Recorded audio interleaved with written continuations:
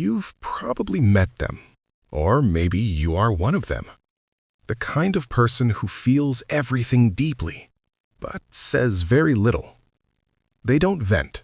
They don't call someone at 2 a.m. to explain what they're going through. Instead, they open a notebook, and they write. Page after page, conversation after conversation, with no one else in the room.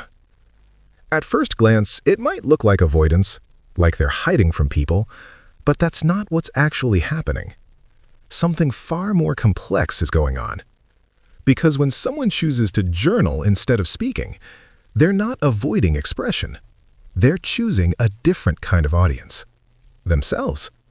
And this is where it gets interesting. Most people think thinking happens in the mind. But the truth is, clarity rarely lives inside your head. It is built when thoughts leave your mind. There's a concept in psychology called externalization of thought. Your brain is not designed to hold clarity internally. It's designed to discover clarity through expression. For some people, that expression is talking. For others, it's writing. But here's the part almost nobody understands. People who journal regularly are not just expressing thoughts, they are restructuring them in real time. When you speak, your thoughts move fast, emotional, and unfiltered. But when you write, you slow them down. You choose words. You reframe sentences. You edit yourself. And in that process, you quietly become both the speaker and the listener. And maybe the real reason is even simpler. Paper has something most people don't: patience. It listens without interrupting, understands without reacting, and holds everything without judgment. And maybe that's why some people trust a blank page more than they trust people. Because not every mind feels safe being fully seen. Some people have learned, silently, that not everything inside them will be understood the right way. So they stop explaining and they start recording. Not for attention, not for validation, but for emotional safety. And this reveals something deeper. People who prefer journaling often have a high level of internal complexity.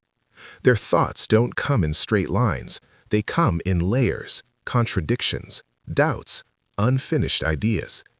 And speaking those thoughts out loud sometimes feels incomplete, almost like translating a language that doesn't have the right words. So instead, they write, because writing gives them space to be honest without being interrupted by misunderstanding. This is something ancient minds understood. Marcus Aurelius, one of the most powerful men in history, didn't write for the world. He wrote for himself. His personal reflections, later known as meditations, were never meant to be published. They were a private battlefield where he questioned his thoughts, disciplined his emotions, and reminded himself who he needed to become. He wasn't escaping reality. He was mastering his inner world. And here's the paradox. People who write more often understand others better because they spend time observing their own thoughts. They notice patterns, triggers, emotional reactions. And once you understand your own chaos, you begin to recognize it in others too. So no, journaling is not silence. It's a deeper form of conversation, one where you don't perform, you don't filter for approval, you don't rush to sound right. You just tell the truth. And maybe that's what makes it powerful. Because in a world where everyone is trying to be heard, some people are simply trying to understand themselves. So if you are someone who writes instead of speaking, don't assume it makes you distant. Don't assume it makes you weak.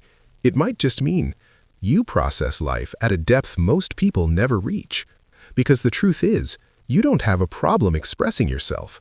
You just refuse to express yourself in places that don't have the patience to understand you. And in the end, not everyone who stays quiet has nothing to say. Some people just choose to say it where it matters the most, on a blank page that never interrupts, never judges, and never forgets.